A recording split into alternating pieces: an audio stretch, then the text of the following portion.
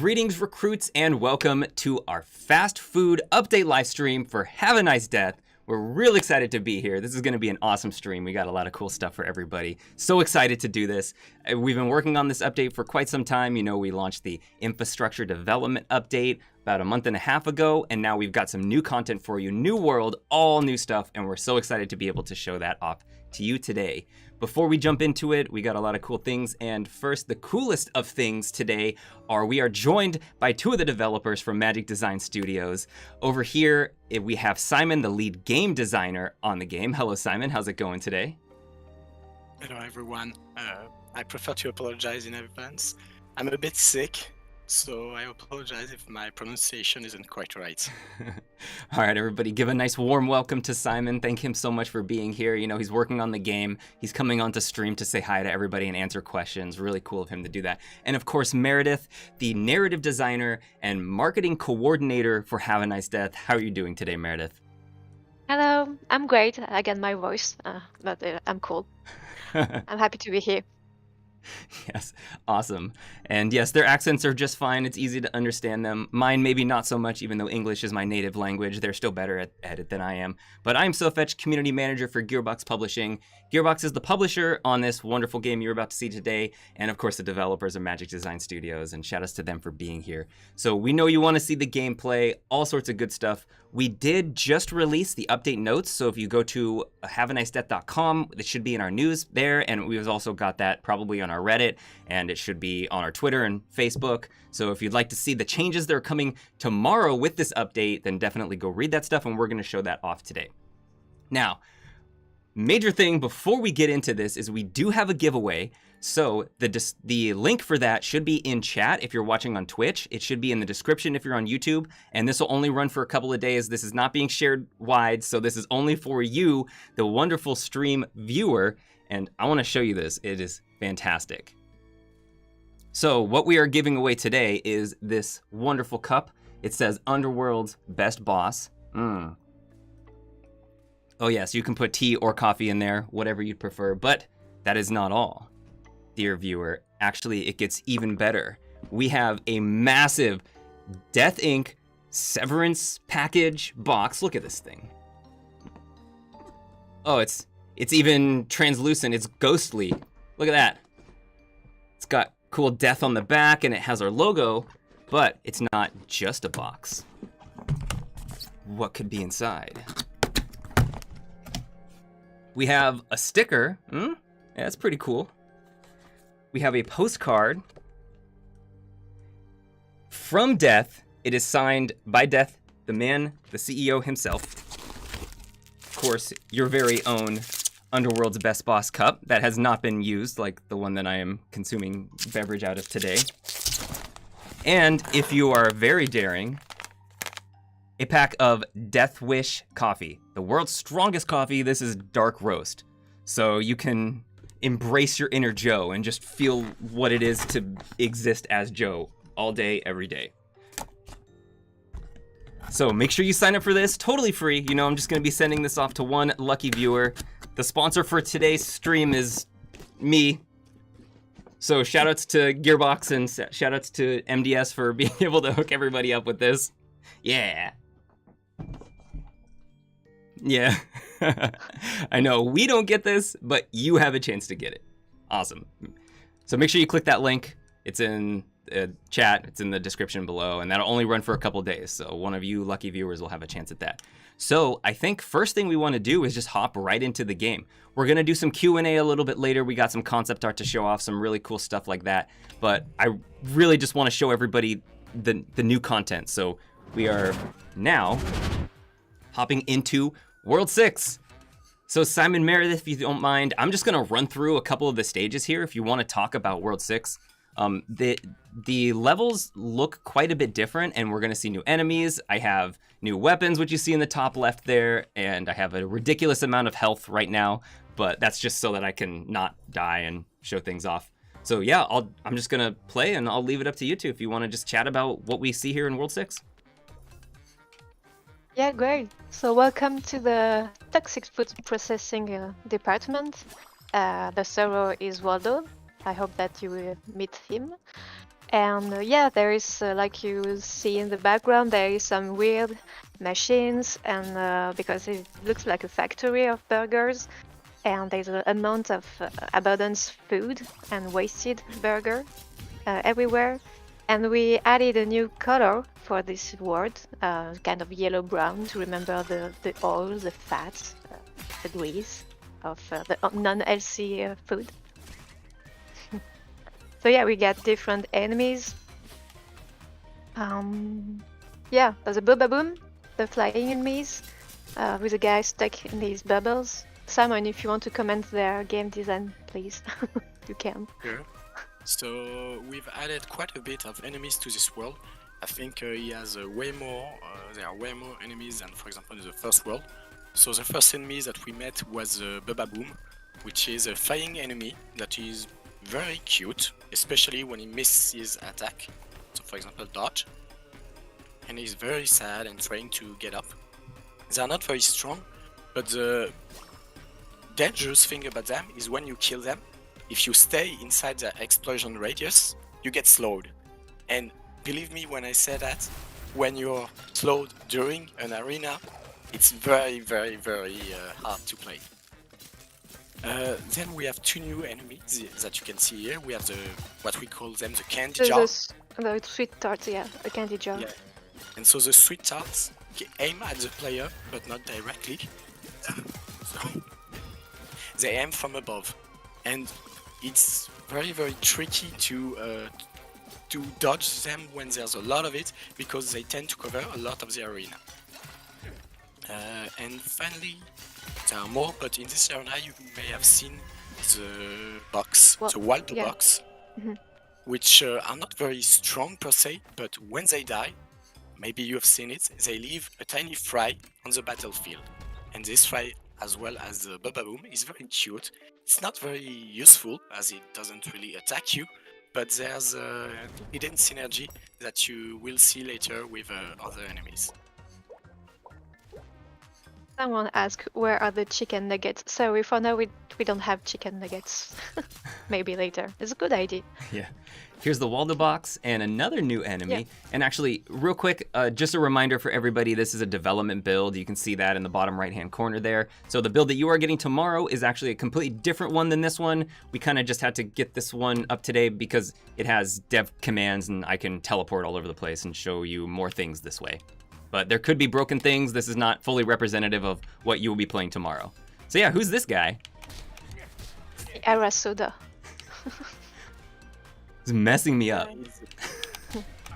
He's quite strong, but he has an hidden mechanics that when you kill him, he will spill his soda all around. So even as he dies, he's still dangerous.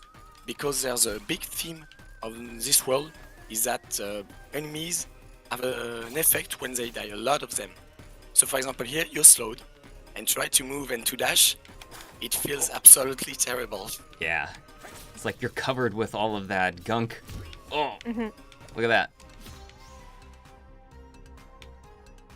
Oh, look at his fries. Oh. The fries are so cute, you feel bad for them, but there's also another mechanic that kind of integrates into those guys, so you have to kill them. Look at this little guy. Oh. Sorry, make me laugh each time. Yeah, some of our dev team tried to not kill the fry because they picked them too much. Oh my god, here he is. It's a big burger. So the burger. This is why the Waldo box leave fries, because the big burger tend to eat his own allies, and when he eats his own allies, he tends to get stronger. Look at that, he just ate the fry. Get it when he just ate a fry. So try to kill this one before he can eat someone, because first he's gonna heal himself, and he does massive amount of damage when he's boosted. Yeah, and he throw you a boomerang tomato as well.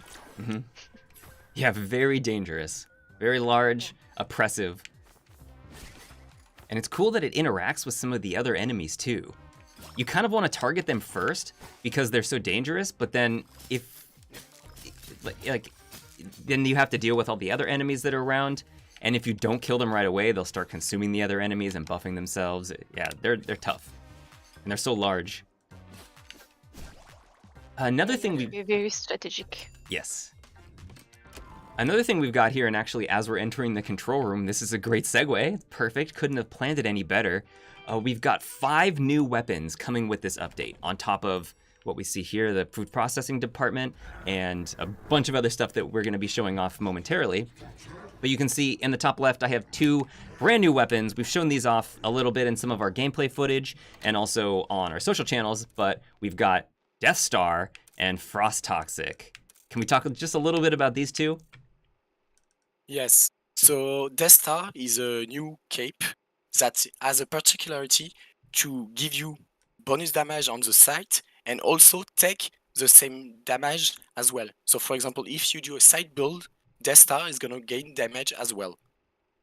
And for Frost Toxic, it's a spell build that use a lot of icicle and stuff, and it has a very, very nice automatic system with the periodic stuff. So for example, when you upgrade it, each 10 seconds you have automatic Frost Toxic around you.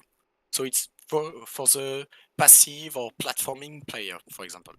But both of these spells are not easily unlockable. Look at that. Death Star is so cool. It's just such a heavy swing. Boom, boom. And even base, it does ridiculous amounts of damage. So when you make a build around the Scythe and you happen to get Death Star, or even if you get Death Star early, then you can plan to make a build around Scythe. It does so much damage. And then Frost Toxic 2, it puts down a little trap like this, and then they explode. So it deals damage multiple times, and it pierces enemies. Pretty sweet.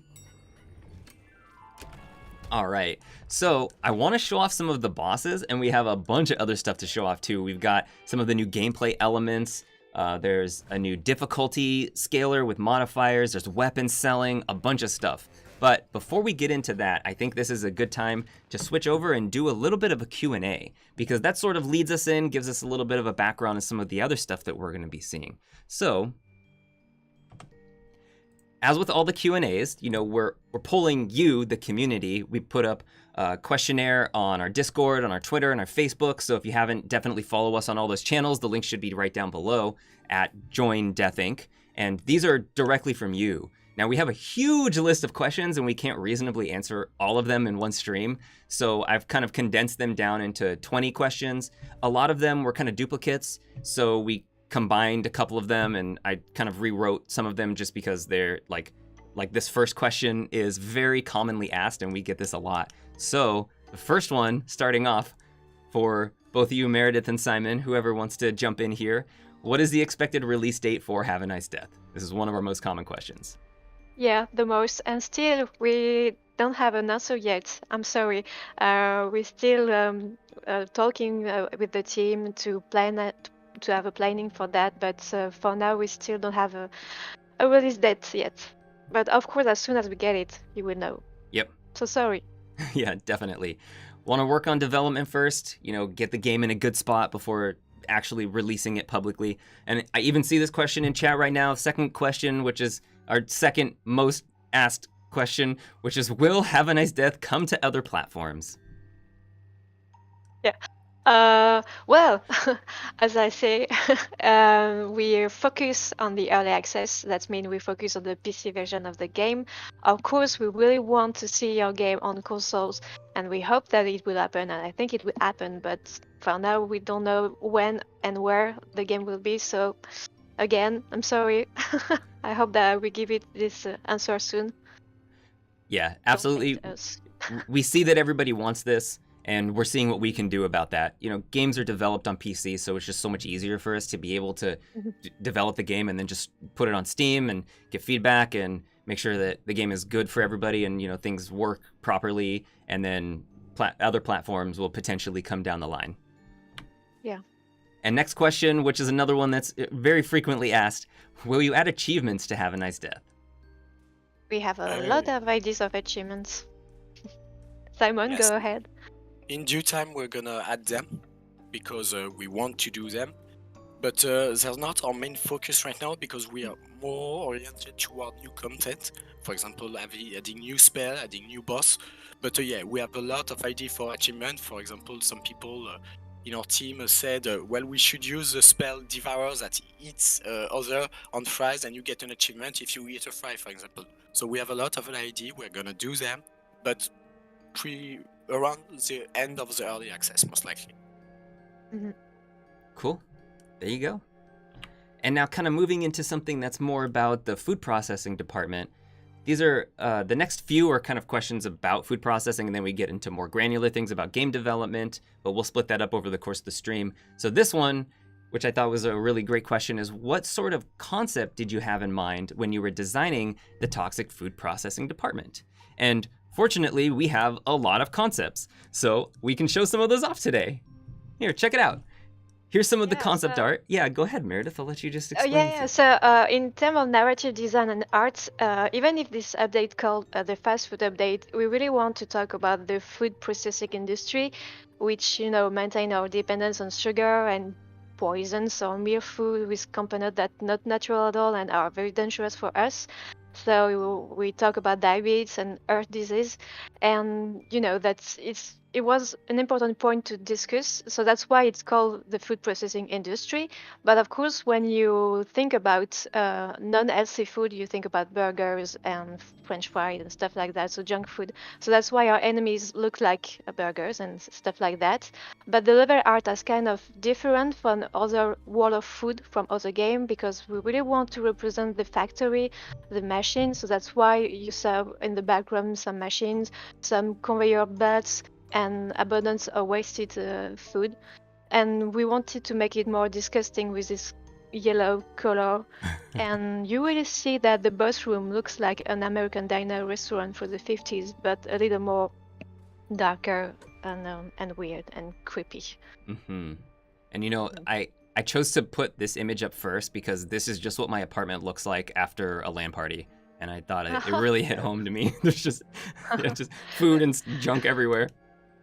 Yeah, it was on the first concept that Christophe, our concept artist, made, and it is very great. But I didn't want that it to looks like the pollution industrial department with the waste of stuff. But it looks great, and it was important to talk about also food wasting.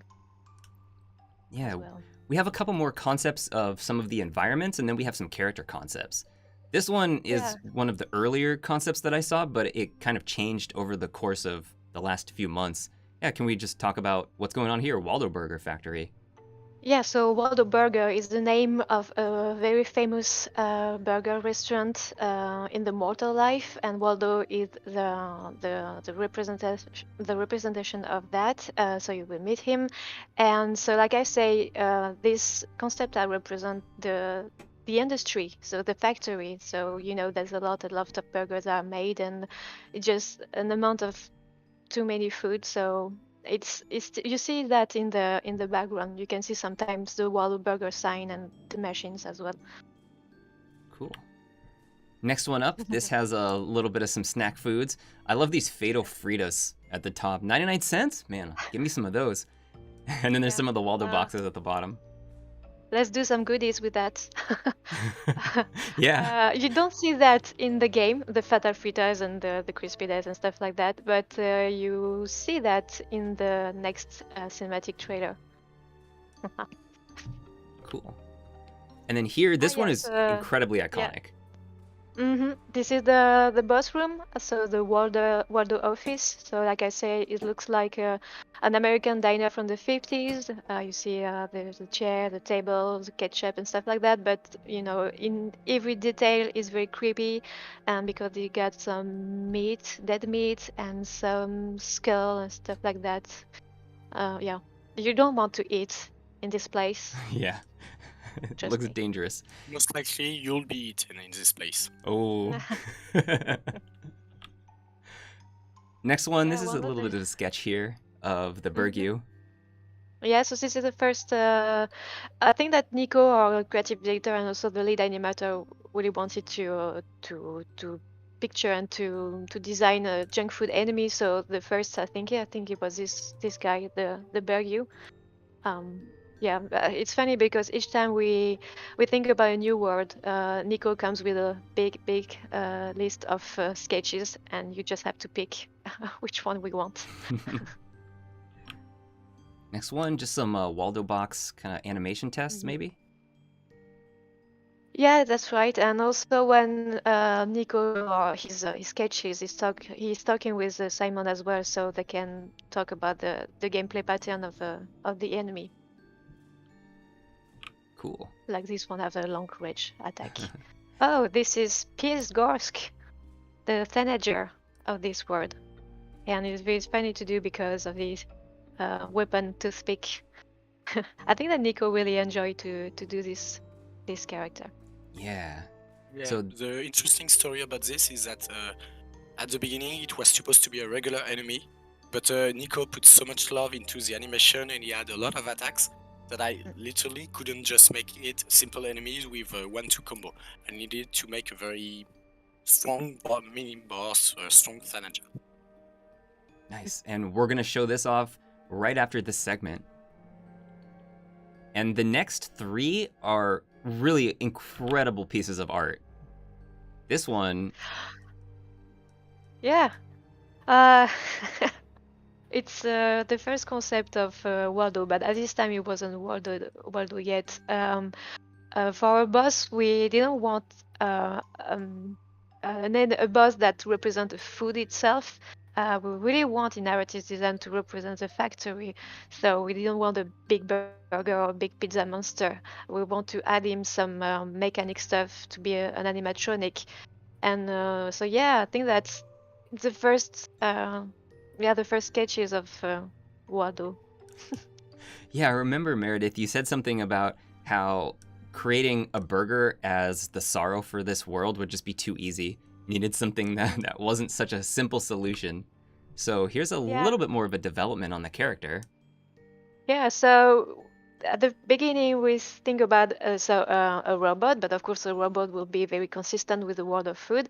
So we say that he needs a head, and so we did some research about what could it be, and we look at some mascots from some fast food restaurants, especially in USA, and we find some reference, and we see it could be great to have this little guy, sweet face, but a little bit creepy as well. And then we have Waldo was born. Wonderful. And the final concept art we have here is more of the developed version of Waldo, and this is a little bit of a teaser for what we're going to show here in just a couple minutes. Mm-hmm. Yeah, it's one of his face. I think that Nico wanted to have the Waldo on feet, not only on mechanic legs. So that's why he did that, and Simon created some gameplay patterns with that. Right, Nice. Simon? It was like that. Yes, it was something along the line. We wanted Waldo to be a two-phase boss, but a really different two phases. So, for example, you'll see during the gameplay. But yeah. Excellent. All right, and as I get set up here, we're going to be showing off these two new bosses. We're going to be doing one, which is Pierce. He's a Thanager, a mini-boss, and the other one is Waldo. He's the sorrow of this world. So as I'm getting these set up, I'm going to switch over real quick and plug the giveaway again. So we're posting the link for this. It's totally free, just sign up and you have a chance to win. It should be down in the description below on YouTube. And also we're posting it in chat here on Twitch, and it's in the title there. So it's a cup and of course the box. Get a little sticker and a postcard and then a bag of coffee. Totally free. Just go ahead and sign up for that. And this is just for all of you watching today. All right. And as we're doing this, one more question for the Q&A.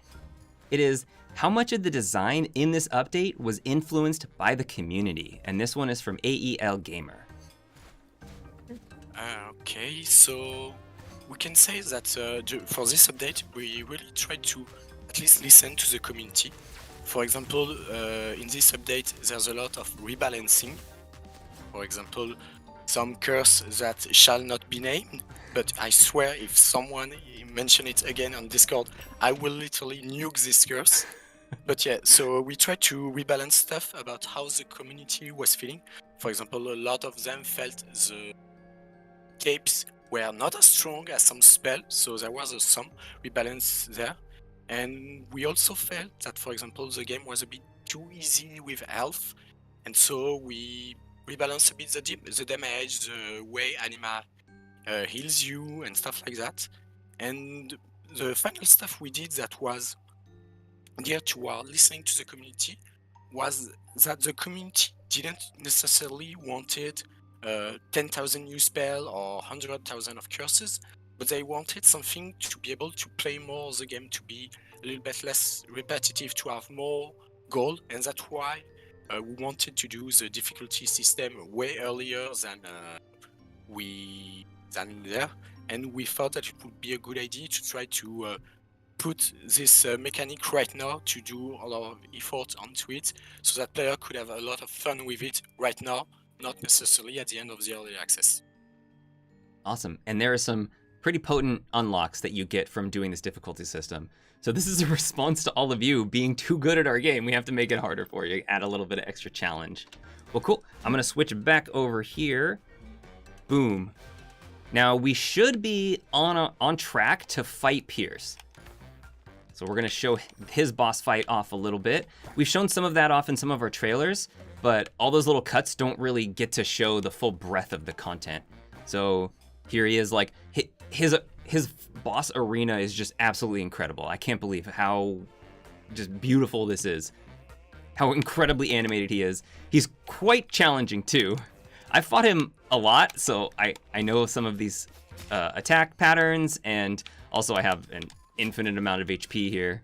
But yeah, we're just gonna beat him up for a little bit. He has a really cool mechanic there that I just kind of took to the face. So yeah, if you guys would like to talk a little bit about this boss, some of the mechanics, what we see going on here, maybe the environments, I'll hand it over to you. Yeah, so Pierce is an interesting mini-boss because after the release, a lot of players felt that most of the fun bosses and mini-boss were the ones that had a lot of movement options that weren't very static. I know a lot of players, for example, think that Baron is the hardest mini-boss in the game, and so we decided that we wanted to do a mini-boss where there was a lot of movement involved. He could, for example, jump over you, he could throw knives and stuff, so that the player has to keep up with him, and not just the opposite, where you have to be only aggressive or static.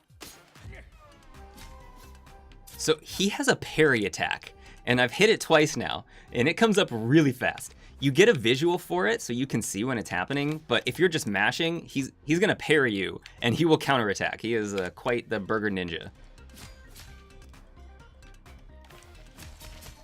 Yeah, I never beat it. Yeah. that move with the front flip is really challenging. That one took me a long time to get down. And even now with infinite health, like I totally would have died here. Oh, something else to mention too that we've shown off on our social channels, but World 6, what we're showing right now, food processing department, this is actually in line with World 2. So you can fight this pretty early, and these bosses aren't tuned to be that challenging. But of course, new mechanics and, the game just generally being more difficult, these are probably gonna body some players pretty early on, having not seen these mechanics. And the increase of difficulty, also a little bit of a reduction of soulary, but there's some ways to offset that, which we will show after this segment. All right, I'm just gonna start eating this guy's lunch. Don't forget to use your new weapon. Yes. Yeah, there we go. I didn't want to kill him too fast, but now we can. Oh, Dark Star is so satisfying. Here, what if we do this? Yeah! Spin to win! Wow. Alright, we got him. I'm not gonna pick this up because I need a challenge. Show off a little bit more of the environments here. Can we talk a little bit about the way that the levels are structured? Because the map here is Xbox buttons. So each of the levels has like a different tile set. So I just want to show this off. It kind of looks like an intestine. Can we say something about this? The way that it looks? So, like we said, each world has a theme that tries to go with either the fantasy of the level. For example, war should be a battlefield with trenches. And so this level with fast food, we wanted to do something like a factory. And so as you progress, you go deeper and deeper into the factory. That wasn't something that we did in other level because most of the level players tend to go up or to go linear, and you don't have something where you fall into something else. So we thought it was a very good idea and thematically worked very well with the fast food.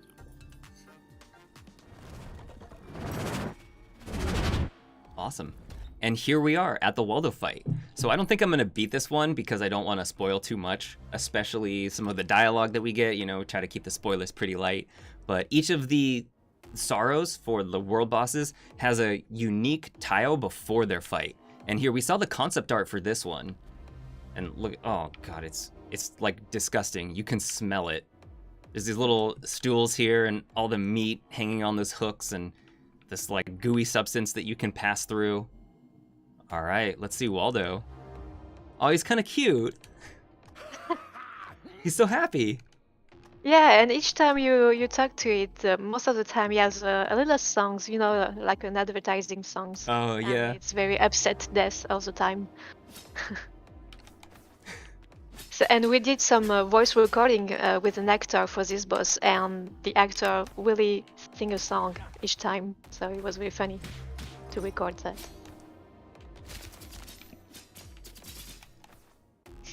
This is another one of those bosses that I have fought many times, and it is probably not going to be too easy for you guys the first time you fight him. He's got a lot going on here. And like Simon mentioned earlier too, this boss is very unique in that he has 2 phases. So I'm just gonna blast him down. I mean, we have some good weapons and like infinite health essentially. But I wanna show you when he goes into phase 2, it's insane. There's a lot of details when he gets hit or when it hits you in his face. It's okay, phase 2. Yeah, check this out. Crazy. Oh! He's trying to slice you up. Yeah, not so friendly. No. He looks friendly, but looks can be deceiving. Oof. Yeah. Yeah. Chucky was one of our reference for that. In a normal run, I certainly would have died here. I took so much damage already. And even though we're overpowered, like we still only got him down to about half health. All right, and not to spoil too much of this fight, I think we'll probably leave it there, and I'm gonna hit the restart run button. Goodbye, 5,000 HP. You will be missed. And back into the lobby, but we will show off the lobby stuff here in just a moment. But before doing that, we want to hop back into a little bit more of a Q&A and answer some more of your community questions. There's some really good stuff here. And we want to answer as many of these as we can. Again, there's just not enough time to get all of them.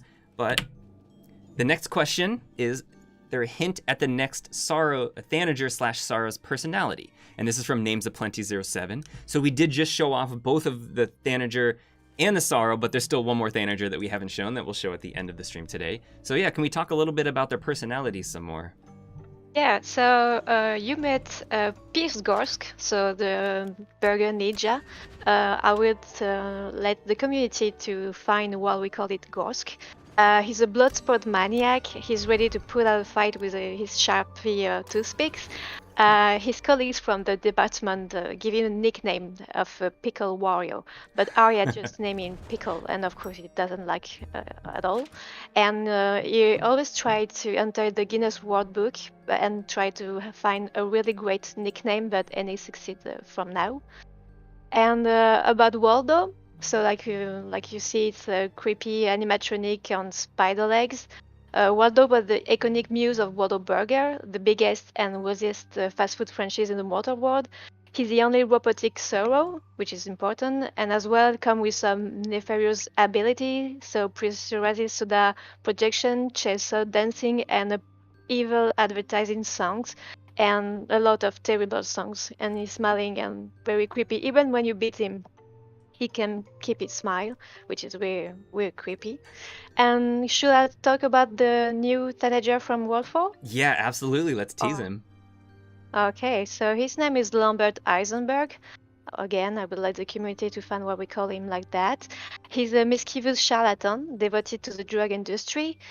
People say he's a doctor, but actually he's not a doctor. He's just a chemist, and he's a champion in his ability to pass for what he's not. He's not reliable at all, but he's professional scammer, and but he got a really remarkable big brain and a logical brain. You will see that, and you will see that he looks stuck in his straight jacket because he's kind of crazy, and he will use his medication during the fight, and as well as some fatal kicks. Yeah, he's crazy, just absolutely insane, and we'll show that off here in just a bit. All right, next question. This one comes from Julia Ramos. This is a fun one. Which fast food can't you live without? I try to have I think I have a healthy way of life about food, but of course I'll have to eat some junk food as well. I think for me it was pizza and cinnamon rolls. Yeah. Ooh, delicious. How about you, Simon? Well, I have fast food that I like because they are quick to make. And so it's oyakodon. It's a Japanese dish that I like to make, and it's very fast to make, so I count this as a fast food. Mm.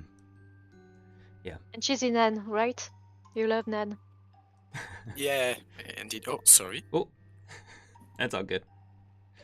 I try to mute myself when I cough. Yeah, I really like the tandoori naan that we have in Montpellier. They are very delicious. They are better than a doner kebab. Awesome. And yeah, of course, pizza's mine. You can't go wrong with pizza. So this one comes from Major Peppy. What would you say is your biggest inspiration for Hans gameplay? This is also a popular question. People just love the gameplay. Okay, so we have three main inspiration. First, we have the game from Vanillaware. I don't know if you know them. They are a Japanese game, which are Murasama the Demon Blade, Odin Sphere, which were 2D, a bit broader JRPG game that really felt beautiful to look at and good to play.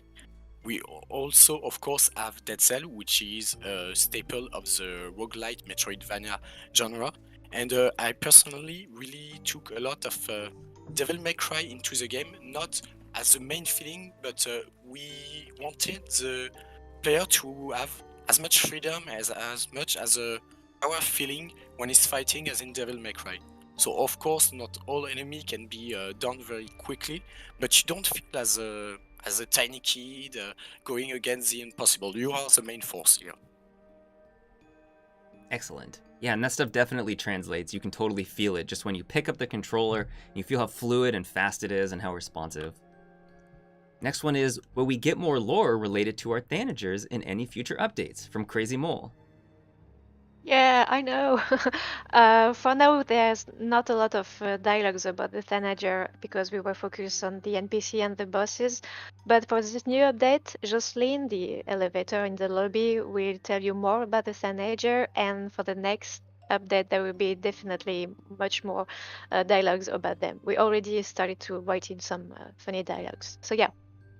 Excellent. There will be more. Yeah, I think this update has over 300 lines of dialogue just alone. Yeah. And so, yeah, just keep stacking up, getting more lore about all those characters. We have fun. Yeah. Next one is, how much of the animation was done by hand, and at what resolution do you need to animate? From Dean Mosier. Yeah, this is a technical question, but all the characters are handmade, are traditional animation, except just one, who is Jacob, the big cauldron for the control room, because he's very big on screen, so he deserves a little more texture and slowness. So Nico did it in Spine, which is an animation software in puppet mode, and usually we're working in 1080p for the definition, because the animation are very greedy, so we keep this way. I think I answered everything. Great. Yeah.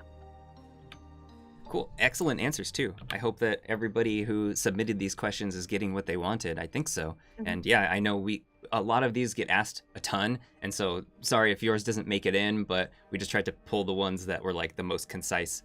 And this one is, this one's really fun, and we get asked this a lot. Like, this is such a huge topic on Discord. Does the fellow strangled by Wilhung have a name, or are you fine with whatever name the community wants to give them?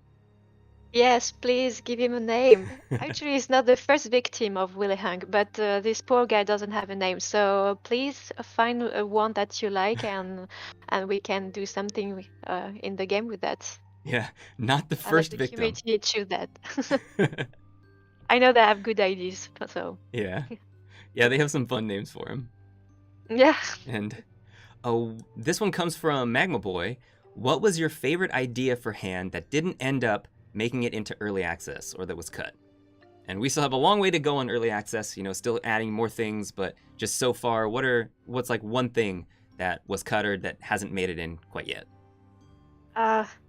I don't know if it's my favorite, but the first thing I remember is that in narrative design, we were thinking about Jean-Michel in French, who will be the janitor of this incorporation, and he will be an NPC that will come after a big fight, and we clean all the mess, and we say some random philosophical quotes. But the janitor became Leon Klein, the Thanager of War One, so I don't know if someday we will see Jean-Michel. Maybe one day, I don't know. Yeah, and But that's for me. somebody's got to clean up that mess. Maybe that's why Leon is Yeah. so brutal, because he's upset for having to clean up after all of Death's disasters. Exactly. Yeah. And how about you, Simon? Is there anything? Yes, of course. I mean, the development has been going on for quite a while, but there's one thing that I really liked in our initial draft of Have a Nice Death was that the player had a certain time limit to perform a run, and so he had, for example, 3 days to try to solve the mystery of why the Sorrow were revolting. And so we had this whole scheduling thing with people, and so you would try to speak to Pumpkin, but you knew that Pumpkin, since she's an intern, she doesn't work, for example, on holidays and stuff like that. And so it was, I really like this stuff about having to manage a bit of a company with times. Like we have to have Pumpkin, we have to have Jerry now, so I can do this, so that I can progress and fight this boss, for example. And it was very fun, but we didn't keep it because it felt way more, I don't want to say strategic, but over complex. Yeah. Cool. And just a couple more before our next gameplay segment. The current areas use palettes of gray. However, the new area features brown. Is there any particular reason why? Yes, because like I say, we wanted to give a kind of disgusting look to this world. Not so disgusting because you will do this world regularly. And actually, we're working on color testing for each world, and this is very exciting because in our team we think it looks great, but we definitely want your feedback. So soon you will have a new version of the game to test about the color of each world, and we can't wait to see what you think about that. Yeah, really exciting stuff. And the toxic food processing department just looks incredible. Like, yeah, you guys will see. Great things coming in the future. And the last one for now, in retrospect, do you underestimate the project in regards to the workload? This is from Salvam. I think so. Yeah. Well, I'm speaking about Simon. We explain more, but personally, I think that the universe of the game and the game overall is very inspiring, and we have a lot of ideas in terms of art, narrative design, and game design, and we really want to do so much, but we have to work with the community feedback and also with bug and technical issues. So yeah, we need to prioritize lots of stuff and keep or the next good idea for maybe later. Hmm. So yeah, Simon. Yeah, and it's a bit like Meredith said. I don't think we completely underestimate the workload, but it's more that as we started working on it, we were so passionate about adding a lot of stuff that we really did end up with a lot and a lot and a lot of stuff. So it's more that we clearly want to pour our love into this project, and yeah, there's a lot of love. Excellent, great answers. And I certainly agree. You know, I see all the effort you guys are putting in, and it totally shows in the game. Speaking of the game, let's go ahead and switch back over to gameplay. Boom. So we added a few gameplay elements to this, and so we're kind of just going to cover those right now. One of them, and I think this is my personal favorite, it just adds such this like other layer of complexity here, is this guy. You can, oh wait, you can't see that. Let me talk to Mark real quick. Oh, actually, another new thing, just as a tangent, is you can use the right stick to move the camera now. So you can look up and down and left and right. So I can actually scroll this over and you can see what this looks like. Check it out. Hey, it's pretty awesome. So you can sell weapons. It's a weapon recycling system. So can we talk just a little bit about this real quick? Sure. So like I said, we really rebalanced a lot of the money system. For example, boss dropped now a lot less money than previously, but we found that there was still a bit of an issue, is that people, as soon as they had weapons that they liked, didn't want to keep trying to get new weapons. So we've added two systems for this. We have the recycler. So in the recycler, you can sell both of your weapons, but we've also added a third slot, which is your trash. And so when you pick a new weapon, you can decide to put it in the trash, and that's something that can only be used to be sold. So it's like free money as long as you put stuff in it. Mhm. And to also encourage players to maybe try additional build and try new stuff, we've made something that is quite unnoticeable. But for example, now as you play along, you have chances to get already upgraded weapon. So for example, in the last level of War, there's 50% chance of you to find a weapon that has already 2 upgrades, for example. Ooh, And excellent. the good thing about this is that the recycling machine, the price are gonna go up as the weapon are upgraded. So sometimes it's even worth it to upgrade a weapon, to sell it back, to gain more money.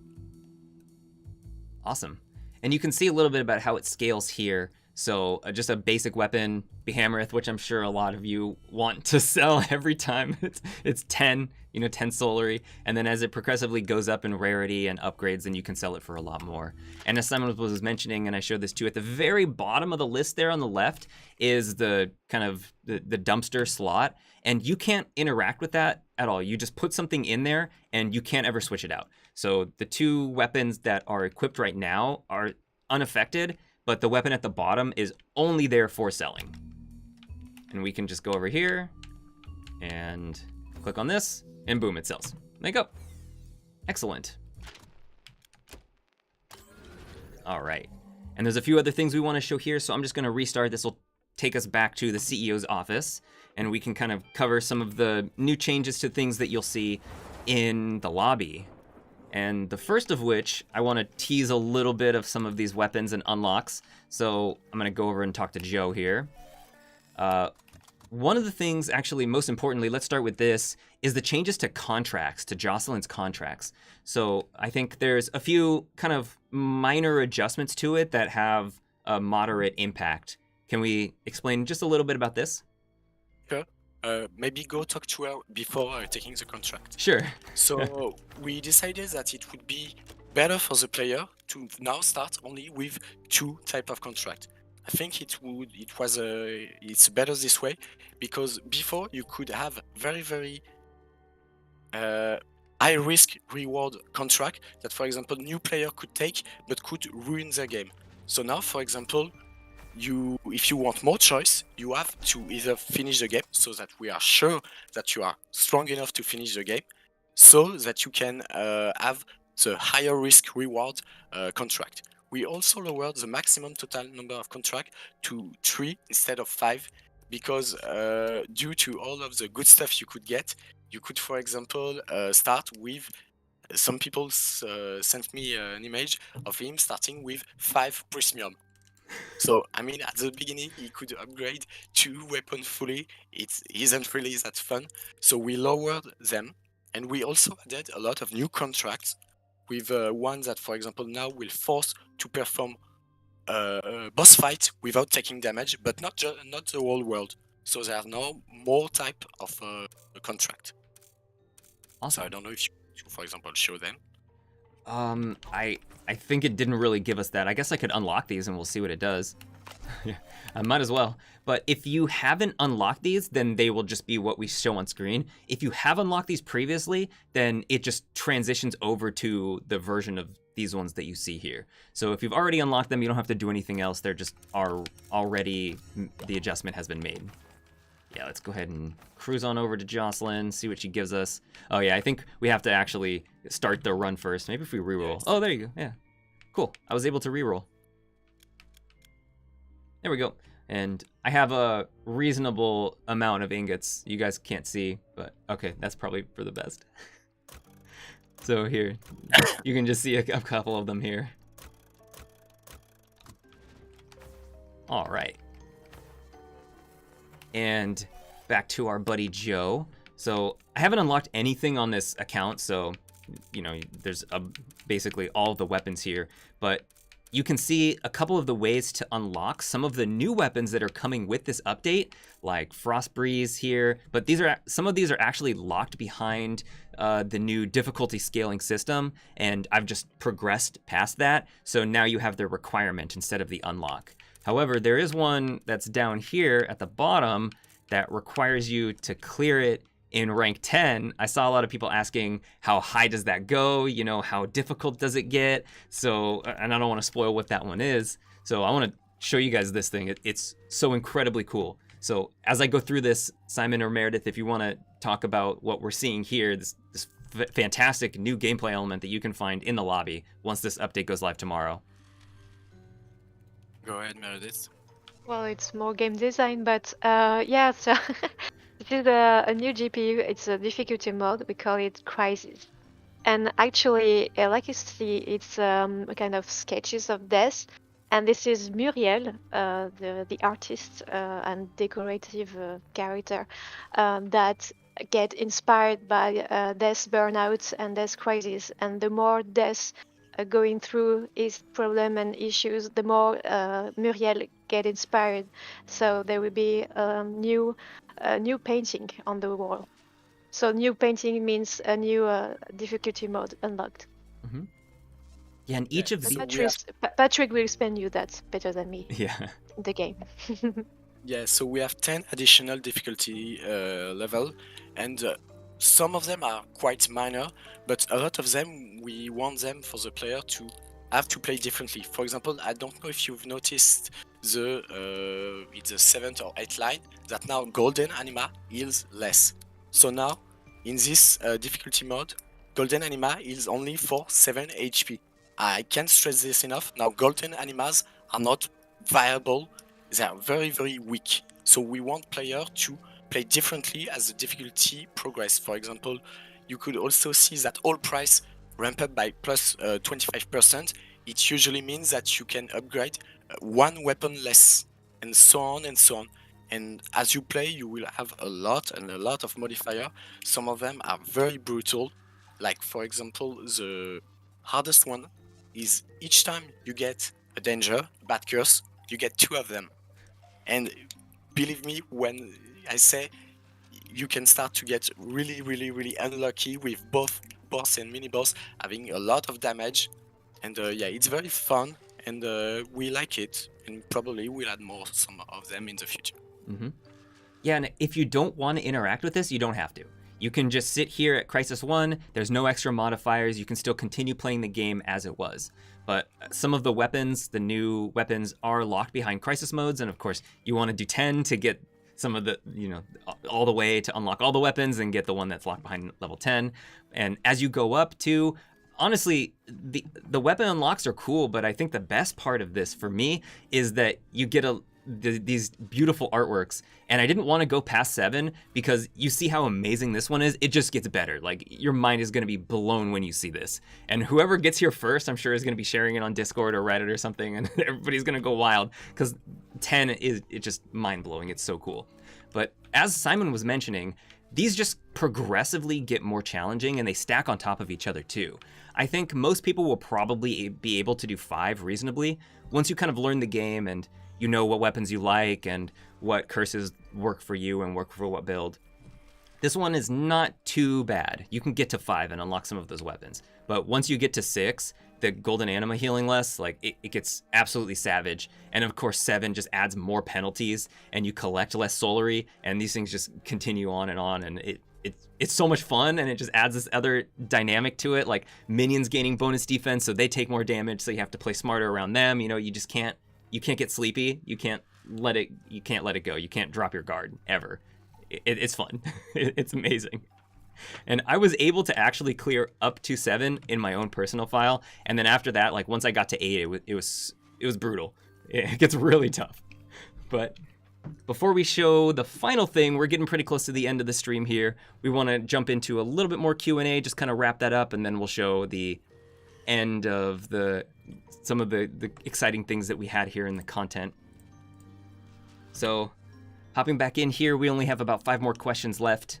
This is again from you, the community, so thank you so much for asking all of these. They're really fun. This one is from Carneagle.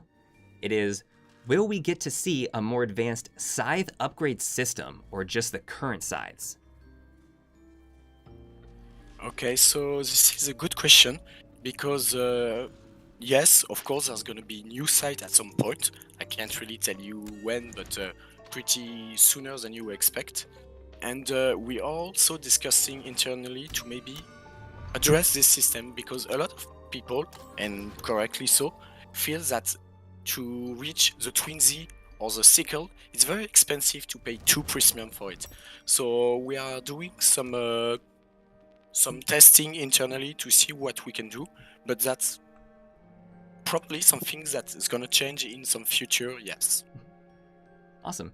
And yeah, we're definitely looking for your feedback, so be sure to hop onto our Discord.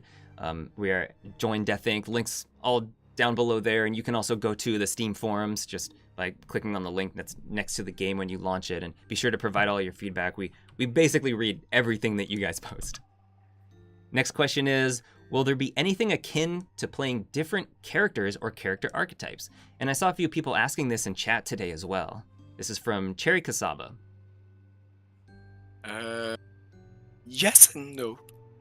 Like, I think I saw which is Burger Savoyard, or I don't know, how do you say that? So yes, we're thinking about having stuff to make the player feel different, but for now, you're still gonna be playing as Death. You won't be playing as Pumpkin or as Candice. I know a lot of people are asking for it, but we kind of want to focus on Death right now. But yes, in some later patch, we are gonna do something to make you play a bit differently, for example, being only spell focused or only side focused or something like that. That's something we want to make. Cool. Yeah, this is Death's story. It's his tale. You are the CEO, and you're the one that's trying to rein in all the Thanagers and Sorrows and get control of your business. So yeah, it makes sense in that regard, but more cool stuff to come. And here's one that we've kind of answered already today, but are you considering more upgrades for curses in future updates? From Stuppy. Yes. Yep. Go check our update notes. We just posted those. They should be on our website, haveanicedeath.com. You can read the news. And also it's on Twitter and Facebook and probably Reddit. And yeah, you can read some of the things there. But definitely, we've basically tomorrow you're going to have a bunch more. And this one is from Beguru. Will there ever be an endless game mode of some sort where you fight enemies as long as you can? Well, that's very interesting, and that's something that we've also discussed a bit, and we can do that, but like for other feature, we don't want to do that for now. We want to do some other feature first, but honestly, I know that the community is asking for example, a boss rush or an endless mode in the lobby, and there are a lot of good ideas that we're probably gonna visit sometimes later. Cool, good stuff. And of course, this update is going to be considerably more challenging for most people, and especially once you start getting those crisis modes, you know, increasing the difficulty, adding the modifiers, like, yeah, that's going to be a pretty major hurdle for people before they even get to any of this extra stuff. Next, this one we actually showed is the team thinking about adding stage hazards or new platforming sections to pre-existing worlds. So we did have stage hazards in World 6 Toxic Food Processing Department. So can we talk a little bit about what the idea was behind those? Yes, of course. So in the World 6 of fast food, we wanted to place it right next to the pollution so that the player could have choices. But since a lot of players now are very used to the pollution world and to grams, we wanted to make it a bit harder, not necessarily completely up, and so we added some stage hazard in the form of this kind of oily stuff that damage you when you cross to it. And regarding adding to existing world, that's something that again we are looking for. I can say that in the next update there's gonna be a bit surprise regarding this, but not necessarily for pre-existing world. We are gonna have a new feature that is gonna at least address this a bit, but I can't really talk about it. Cool. Again, more exciting stuff for the future. You'll have to stay tuned. And our final question for the day is, after you complete all the things in the roadmap, do you still have intentions to update the game? Yeah.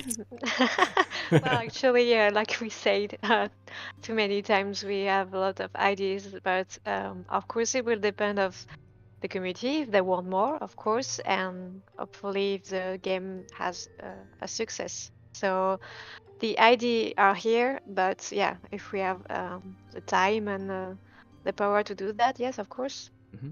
Yeah, definitely. Tell your friends about Have a Nice Death. You know, the better the game does, the more opportunities we have to add more content and continue development. Exactly. Awesome. And before we wrap it up, we're getting pretty close to the end here. Wanted to show one last thing off in-game. Switch over right now. So this is sort of, this is the addictions Thanager, the mini boss. So Candace has actually been moved into Toxic Food Processing Department. She's been promoted there. You know, it makes a little more sense. She's a cupcake, so she fits in the kind of foodie world. But this is I think an enemy that people have seen in some of our trailers that is now finally making it into the game. And as you see, I have 0 upgrades. I have a couple weapons that I don't even know if I'll have time to use, but this guy's insane. He's really hard. He's gonna mess me up. Here, okay, I get a chance to use some of the weapons. Can we talk about Lambert just a little bit before he completely destroys me? Go ahead, Merlette. Well, I always say that he's a charlatan, a sorcerer, a chemist, a liar, and totally crazy. But he's really good to making drugs and to use them as well. Like that, he just used some medication drugs. I'm laughing because the animation of the fatal kicks are so funny. Yeah, he's so strong. But you got to see a lot of what that fight was. He kind of has like Street Fighter moves. He's got a Tatsu. He's got like a Liu Kang bicycle kick. And he also takes the drugs and he gets buffed by the drugs. Exactly. So that didn't last long. I was hoping I could survive a little bit longer. But yeah, that's the hardest fight in the game for me. He's absolutely insane. He's so fast, and I have not figured out how to actually deal with some of his mechanics. But that segues into the very last thing that we've got for today, is that when you do die, or when you finish a run, you get this new end of run screen, which has I didn't really do that much, but you can see like 1 enemy killed. So there's a description for that achievement. And then also you can press Y or triangle and get a little bit of statistics. At the very top, it says the runtime. It also shows you some of the floors that you visited. It shows you how much health you had, how much mana, what kind of weapons you had. And at the very bottom, it would show some of the upgrades that you took, curses. Cool. And that about wraps it up for today's stream. I'm going to switch back over and just plug this little giveaway one more time. This is from us at Gearbox and Magic Design, and we are giving you a chance to get this. You know, wonderful box that will be sent to you, and also you get a sticker and a postcard and this really cool Underworld's Best Boss mug with our logo in the back, and you get some coffee to drink in your brand new mug. It's totally free, just sign up. This is kind of from us to you, saying thank you for playing the game and thank you for watching our stream and just for being awesome fans. So the link for that should be in chat right now, and also it'll be in the description on YouTube below if you're finding that later. As I try to close this. All right, well, we're gonna box this up really nice and send this off to the winner. We'll announce that in a couple days. And that just about wraps it up for us. Thank you so much for watching. Really appreciate it. This update goes live tomorrow, so if you haven't already, make sure your game is updated so that you have less to download tomorrow, and you'll be able to log in early in our morning Pacific time and be able to play all this new content and all the new gameplay elements and mess with the new weapons and difficulty scaling, see new bosses, new enemies, all that jazz. So Simon, Meredith, do you have any closing remarks before we get out? Well, good luck. No, I'm kidding. No, thank you very much for this live stream, and we can wait to have your feedback tomorrow. Yeah. For me, thank you again to the communities that love the game so much. We are very happy to see you loving it. Excellent. And thank you, Sofetch, for this live. Oh, yes, thank you. All right, everybody in chat, say thank you so much to MDS for being here. They're staying up late. They're in France, and they have an update to release tomorrow, so big shout-outs to them for being here and just making this awesome game for all of you. And Simon, I know he's not feeling too well, so thank you for answering all these awesome questions. And Meredith, as always, you're fantastic. I see you on Discord, and Marlene, who's in chat too. Big ups to everybody there. So for myself, for everybody at MDS, for Gearbox Publishing, thank you for playing this game. You're the fans. You make this all possible. So update's going live tomorrow, fast food update, and we have the update notes on our social channels, so be sure to follow us on all of those at Join Death Inc., Twitter, Facebook, Discord. We have a Reddit. We're launching all these other platforms here on Twitch too, YouTube. We're gonna have an awesome trailer for you guys tomorrow. So yeah, that about wraps it up. Thanks so much, and we'll see you next time. Wave till we're out. Bye bye. Adios.